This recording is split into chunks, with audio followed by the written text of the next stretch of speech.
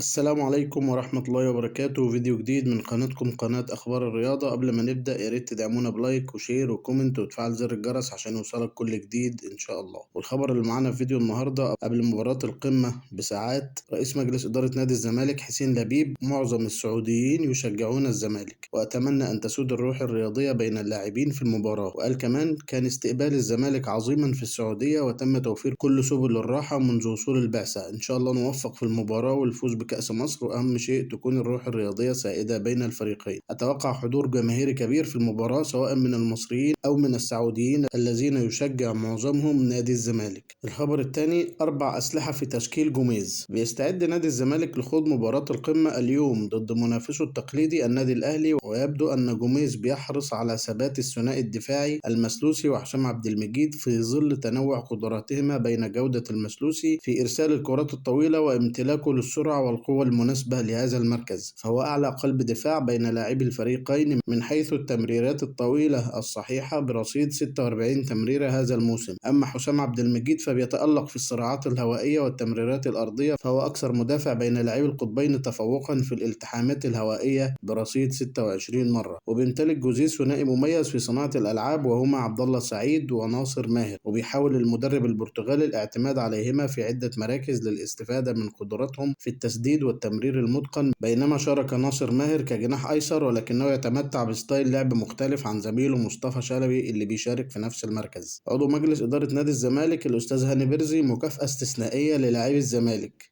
أكد هاني بيرزي عضو مجلس إدارة نادي الزمالك في تصريحات على إحدى القنوات أن لاعبي الفريق الأبيض سيحصلون على مكافأة استثنائية في حالة الفوز بلقب الكأس. وفي تصريح مثير للجدل قبل مباراة القمة، قال كابتن فاروق في تصريحات على إحدى القنوات أن سيف كان من أفضل لاعبي الزمالك في الشوط الأول أمام الداخلية، وعلى مسؤوليتي هناك مدرب مصري في الجهاز الفني للزمالك وراء خروج اللاعب من اللقاء السابق أمام الداخلية، وهو وراء حرمانه أيضا من السفر إلى السعودية لمواجهة الأهلي. وما حدث ليس قرار جوميز، ولا أعرف أحمد مجدي المدرب المساعد مع كامل احترامي له. وتابع أسطورة الزمالك حديثه: هناك لاعبين لا يعرفهم جوميز ولكنهم سافروا إلى السعودية ولا أعرف معايير اختيار اللاعبين. الخبر اللي معنا بعد كده هو تحذير كولر من رباعي الزمالك. اختتم النادي الأهلي استعداداته لمواجهة الزمالك اللي بتجمع الفريقين مساء اليوم، واللي من المتوقع أن يضم زيزو، عبد الله السعيد وشيكابالا وناصر ماهر، حيث أكد المدرب السويسري للاعبيه أن لديهم ميزة التسديد من الخارج وبالتالي يجب عدم منحهم الفرصة لذلك. أما عن مهاجم الأهلي في القمة، يدخل الأهلي مباراة الزمالك اليوم وهو يعاني من بعض الإصابات، وعلى رأسها إصابة أحمد نبيل كوكا لاعب الوسط، والفلسطيني وسام أبو علي مهاجم الفريق. ويدفع كولر بعمرو السولية في وسط الملعب بجانب الثنائي إمام عاشور ومروان عطية بدلا من أحمد كوكا الذي يعاني من إصابة بكدمة في أسفل الظهر، فيما يستمر موديست في قيادة هجوم الأهلي على حساب كهربا في ظل إصابة وسام أبو علي. لو عجبك الفيديو ما تنساش تدوس لايك وتعمل شير وكومنت وتفعل زر الجرس عشان يوصلك كل جديد إن شاء الله. والسلام عليكم ورحمة الله وبركاته.